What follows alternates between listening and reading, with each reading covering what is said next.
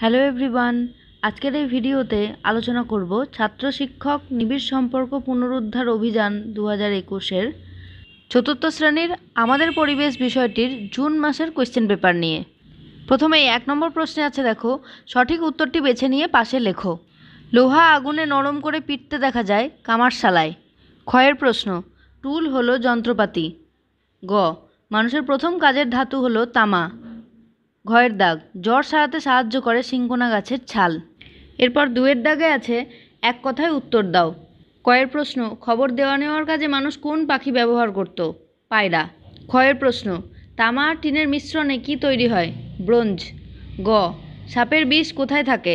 সাপের বিষ দাঁতের নিচে বা হুলে থাকে। ঘ, আমরুল পাতার রস কি কাজে লাগে?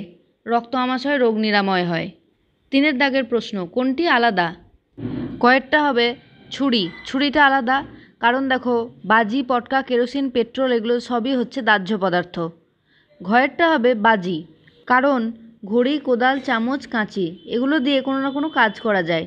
ঘড়ি দিয়ে সময় দেখা যায়, কোদাল দিয়ে মাটি খোঁড়া যায়, চামচ দিয়ে কোনো কিছু খাবার তোলা যায়, কাঁচি দিয়ে কোনো কিছু কাটা যায়, কিন্তু বাজিটা হচ্ছে একটা পোড়ানোর জিনিস। গয়েরটা হবে ধাতু কারণ রূপা, তামা, সোনা, লোহা এগুলো সব প্রত্যেকটা আলাদা আলাদা ধাতু, তাই ধাতু নিজস্বভাবে আলাদা। ঘয়েরটা হবে আনাজের খোসা কারণ দেখো প্লাস্টিকের বোতল, কাঁচের টুকরো, টিনের কৌটো এগুলো কেউই মাটির সঙ্গে মিশে যায় না, কিন্তু আনাজের খোসা মাটির সঙ্গে মিশে যায়। 4-এর দাগে আছে নিচের প্রশ্নগুলির উত্তর দাও। কয়ের প্রশ্ন, জলের আর এক নাম জীবন কেন?